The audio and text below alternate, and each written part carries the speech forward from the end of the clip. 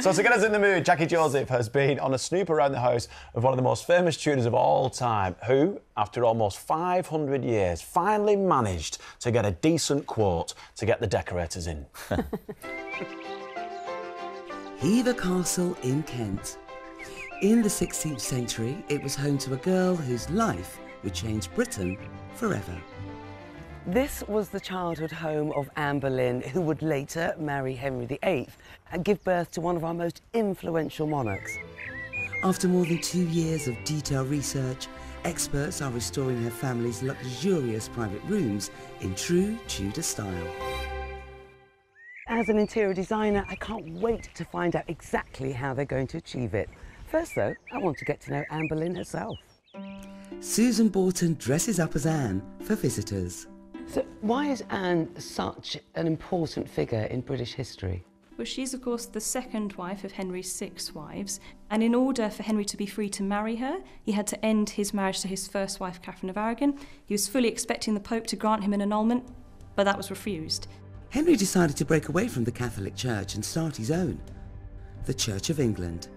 But Anne didn't give the king the male heir he wanted, and ultimately, Henry had her beheaded. One of the greatest ironies of history is that she gave birth to one of the greatest monarchs England has ever had, Elizabeth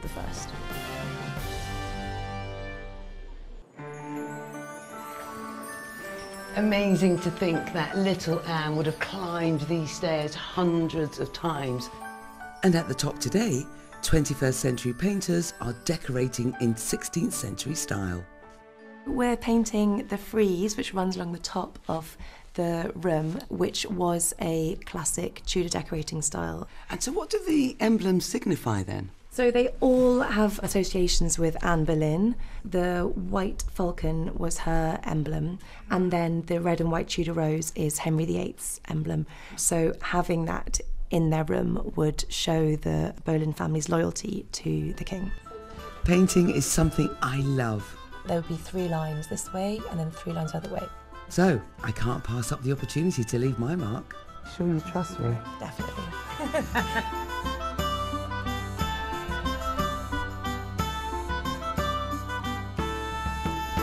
Actually, it's not too I bad. think it's good.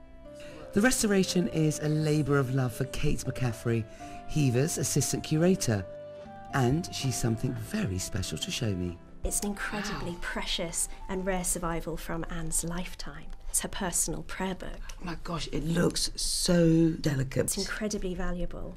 And if you look in the corner here at the bottom, you can actually see Anne's own handwriting. That's her signature and inscription. Faded though it is, but you can see her writing. Yes, I think it's really the closest you can feel to Anne Boleyn today. Her DNA is literally all over these pages. Wow, that's giving me goosebumps.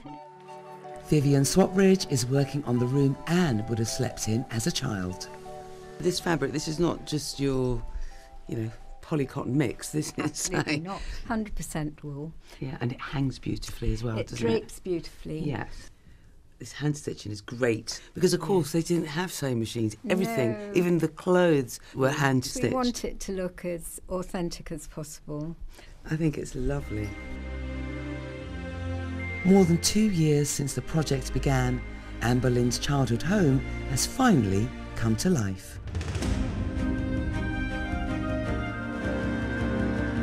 The frieze is now complete and the wall hangings are in place. The beds have been dressed and genuine Tudor furniture moved into place. It's a makeover fit for a queen.